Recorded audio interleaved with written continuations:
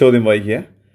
ആദ്യത്തെ 11 എണ്ണൽ സംഖ്യകളുടെ വർഗങ്ങളുടെ ശരാശരി എത്ര?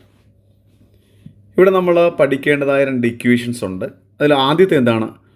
ആദ്യത്തെ 11 എന്ന് വെച്ചാൽ 1 സ്ക്വയർ 2 സ്ക്വയർ എക്സെട്ര. ആദ്യത്തെ എക്സെട്ര n സ്ക്വയർ, ഞാൻ ജനറൽ ഇക്വേഷൻ പറയുകയാണ്. ആദ്യത്തെ n എണ്ണൽ സംഖ്യകളുടെ വർഗങ്ങളുടെ തുക എന്ന് പറഞ്ഞാൽ എന്താണ് equation? n into n plus 1 into 2n plus 1 by 6 എന്നാണ്. അപ്പോൾ ആദ്യത്തെ n എണ്ണൽ സംഖ്യകളുടെ വർഗങ്ങളുടെ തുക എന്നാണ് ചോദ്യമെങ്കിൽ n ഇൻറ്റു n പ്ലസ് 1ന് 2n പ്ലസ് 1 ബൈ 6. നമുക്കതല്ല വേണ്ടത്. നമുക്ക് വേണ്ടത് ആദ്യത്തെ n എണ്ണൽ സംഖ്യകളുടെ ശരാശരിയാണ്. ആദ്യത്തെ n എണ്ണൽ സംഖ്യകളുടെ വർഗങ്ങളുടെ ശരാശരിയാണ്. നമ്മൾ എന്ത് ചെയ്യണം? ആദ്യത്തെ ഒരു n മാത്രം വിട്ടുകളഞ്ഞ് വെച്ചാൽ മതി. അപ്പോൾ എത്ര? n പ്ലസ് 1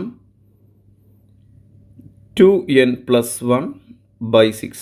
ഇപ്പോൾ 2 ഇക്വേഷൻ കിട്ടി. ആദ്യത്തെ n എണ്ണൽ സംഖ്യകളുടെ വർഗങ്ങളുടെ തുക n into n plus 1 into 2n plus 1 by 6. ആദ്യത്തെ n എണ്ണൽ സംഖ്യകളുടെ വർഗങ്ങളുടെ ശരാശരി n plus 1 into 2n plus 1 by 6. ഇനി നമുക്ക് വില കൊടുത്താൽ മാത്രം മതി. എന്താണ്? എത്ര എണ്ണൽ സംഖ്യ എന്നാണ് പറഞ്ഞിരിക്കുന്നത്? 11. അപ്പോൾ എന്നിന് പകരം എത്ര കൊടുക്കണം? 11 കൊടുത്താൽ മതി. ഇക്വേഷനകത്ത് എന്നിന് പകരം എത്ര കൊടുത്താൽ മതി? 11 കൊടുത്താൽ മതി. കൊടുത്താൽ എങ്ങനെയായിരിക്കാം? 11 പ്ലസ് 1 പിന്നെ എങ്ങനെ? 2 ഇൻറ്റു 11 പ്ലസ് 1 ബൈ 6 അല്ലേ? 11 1 എത്ര? 12. ഇനി 2 ഇൻറ്റു 11 പ്ലസ് അങ്ങനെ 2 ഇൻറ്റു 11 22. ഒരു 100 കൂട്ടുമ്പോൾ 23 ബൈ 6. ഈ 6ഉം 12 കൂടെ 2 തവണ വെട്ടിപ്പോവും. പിന്നെ ഉള്ളത് 23 ഇൻറ്റു 2 ആണ്. അത് എത്രയാണ്? 46.